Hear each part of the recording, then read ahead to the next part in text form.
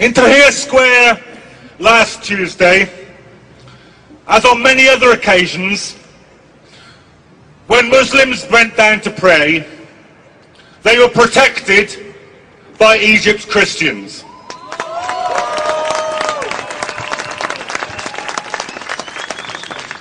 Tomorrow, I've just received this message from my friends in Tahrir Square right now. They have decided that tomorrow will be a day for the martyrs, and that a mass, a Christian mass, will be said in Tahrir Square, and the Christians will be protected by the Muslims.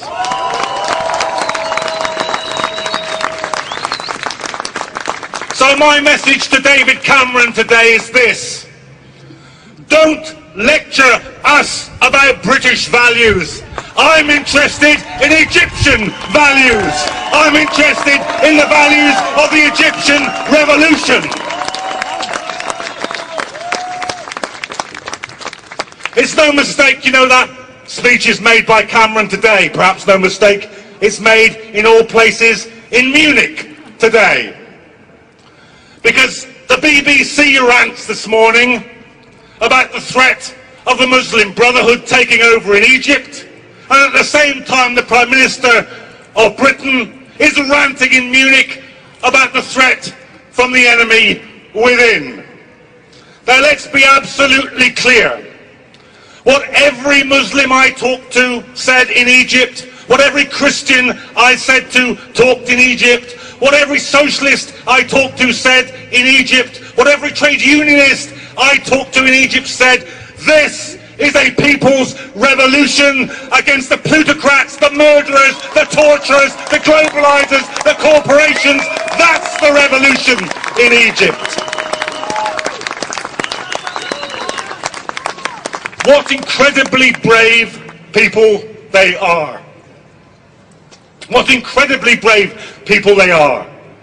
Organised so brilliantly. When I went into Tahrir Square, as Tarek said, there was cooperation between the army, at least some of the rank and file soldiers. The rank and file soldier, the squad, he asked to see my identity. I showed him my passport. He then passed me over to a woman in a full burqa who searched my bag, apologised and said it's for our own safety. Now I recommend this policy to the British Airports Authority. I would feel safer if instead of searching women in burqas, they allowed women in burqas to do the searching. That would be a value worth having in Britain today. And we all know what the link is between this and war. Because just imagine this for a moment. Just conduct now in your own mind this small thought experiment. What if there had been no war in Iraq? What if there had been no million dead, no occupation? What would now, after Tunis, after Cairo, after Egypt, what would the headline that we would be reading say?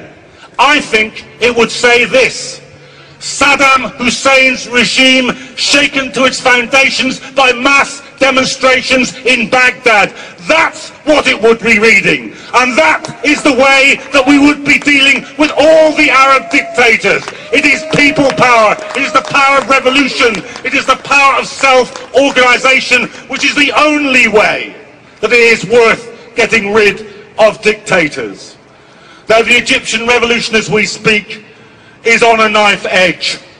We've seen it this week, the beauty of the revolution occupying Tahrir Square, the ugliness, the depravity, the brutality of those mobs of plainclothes policemen, of hired thugs trying to drive the revolutionaries off the square. And then that fantastically brave response as they pushed them all the way down Tahrir Square and out the exit by the Egyptian Museum. And then yesterday, the masses returning and holding the square.